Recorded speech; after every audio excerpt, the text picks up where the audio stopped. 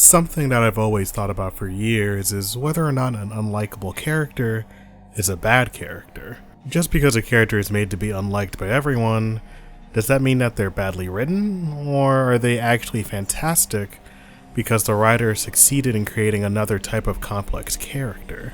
Art imitates life, and in life you come across so many different people, and you're not gonna like a decent number of them. But some you aren't gonna like for a particular reason. You connect with those people, but nothing like sharing opinions or interests, but you share the same flaws. There's one show that perfectly captures this, and that's Neon Genesis Evangelion.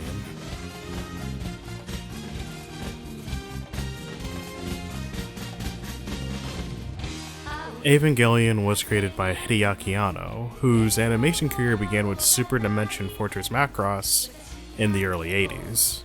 Eventually, he landed a job animating in the 1984 Hayao Miyazaki directed film Nausicaa of the Valley of the Wind. While Anno has done a lot of extensive work in the anime industry, with some other credits including Grave of the Fireflies as a key animator, the animation of an episode of Urusei Yatsura, and the voice of Mew Mew in Fulikuli, and a part in one of the weirdest but most entertaining movies out of Japan, Funky Forest, Anno has always been known for his mech series, something he's only created twice. The first was Gunbuster, a 6-episode OVA series Anno directed, wrote, and animated himself.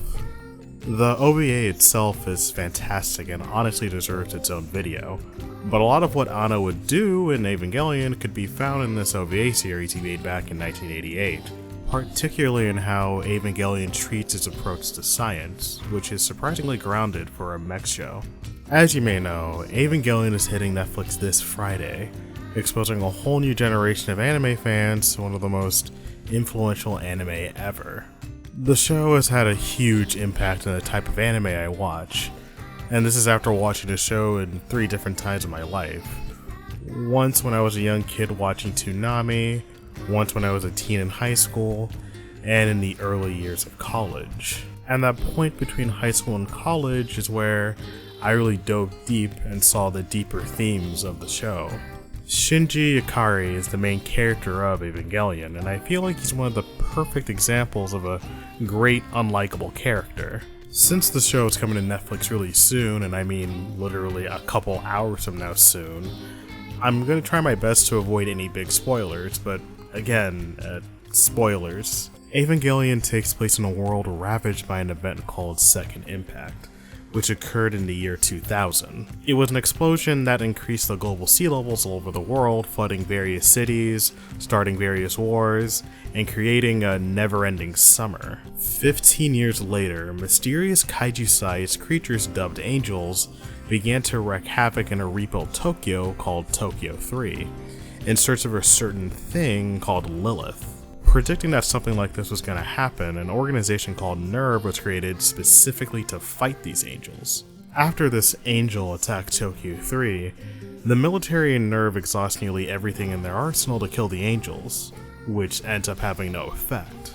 This is where Shinji comes in. After spending many years being estranged from his father, Gendo Ikari, commander of NERV, Shinji is seemingly called out of nowhere to pilot Eva Unit 1, one of the special weapons NERV has in its arsenal. After a previous pilot, Rei Ayanami, is unable to because of a lot of extensive injuries from a previous engagement with the mech. Mind you, these were 14-year-old kids getting in these mechs, and this is where, famously, Shinji doesn't get into the robot, and where the dislike for this character begins. In your typical mech or shonen show, when the protagonist comes across some sort of great power, the assumption is that they'll use it to solve some kind of immediate problem or conflict, which builds up to the protagonist facing off and defeating the main antagonist. In Gurren Lagann, for example, when Simone finds the Lagann, he uses it to defeat the mecha attacking his village and saves everyone, which builds up to an epic universe-sized battle in space with the anti-spirals, beings who want to erase humanity from existence. Evangelion flips this on its head by making Shinji outright reject piloting Eva Unit 1. And the reason is very simple. It's just because it's dangerous. He's never done such a thing before. A thing which he probably feels some adults should do. In the context of the world of Evangelion, this makes a lot of sense. As stated before, Evangelion is set in a world where everything nearly came to an end. People are dealing with loss and trying to maneuver and move in a whole new world, and most importantly, they're trying to deal with the myriad of psychological problems they had because of this event.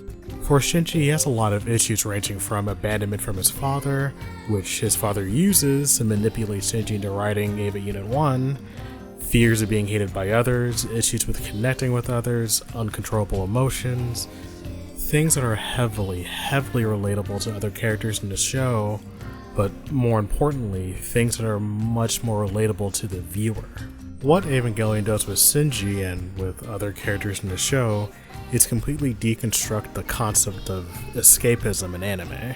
Not by removing fantastical things like mechs or even the type of world the show is in, but by making characters who viewers can really connect with on that deep core level. That level which is people's flaws or problems in their life that they seek to escape from. In my opinion, I think this is what formed that core disdain for Shinji and other aspects of the show in some people. Almost every character in the show is going through something rough, and it's something that's honestly very real. From Shinji's abandonment issues, Asuka's obsession with becoming mature, and Misato's fears of commitment and responsibility, and this is just a couple of the problems these characters go through. Seeing these aspects of these characters on repeat, and ending the show on what seems to be a psychological evaluation of the characters really didn't sit well with some people back then. Which is such a shame because those last two episodes are great for the reason that we see those characters completely open and bare with who they are. This was the outcome of deconstructing escapism. For those people back then, what probably happened is they expected the cool Monster of the Week show with mechs, which they got, but not without a lot of important baggage. Baggage they probably didn't want to unpack because they were already dealing with that in the first place. Evangelion has made some of the most deep and complex characters in any anime, and the fact that you can't like or even completely like some of these characters proves how close they are to feeling real. And for what it's worth, while Shinji is depicted as meek, he does everything that his father and NERV asks him to do, and the crazy part is, he succeeds in it.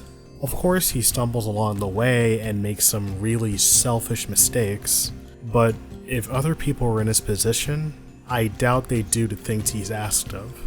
But even that aspect of his character isn't perfect because he does all of this out of the manipulation from his father and his constant need to feel useful and just be good enough. Just good enough for anybody. The whole reason I made this video is because I had the thought in my head that a lot of these complaints about Shinji and even some of the other characters would come back again, but after getting this whole thing together, I don't really think so anymore. Will there be some hot takes from people? Yes, of course, but the difference now is that more people are open to seeing these types of characters now. Or really, this type of show. I feel like a lot of people will connect with the characters of Evangelion because the problems they have and how they deal with them feel so real, and even reinforce the negatives of escapism. I feel like Evangelion teaches not to always turn to escapism and face your problems and try to find ways to deal with them, because if you don't, they'll never go away. So, to those getting ready to dive into Evangelion for the first time, get ready for something that will really stick with you.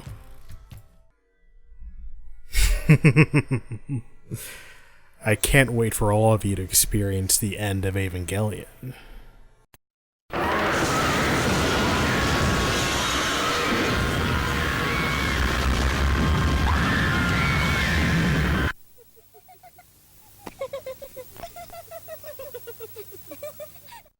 Enjoy.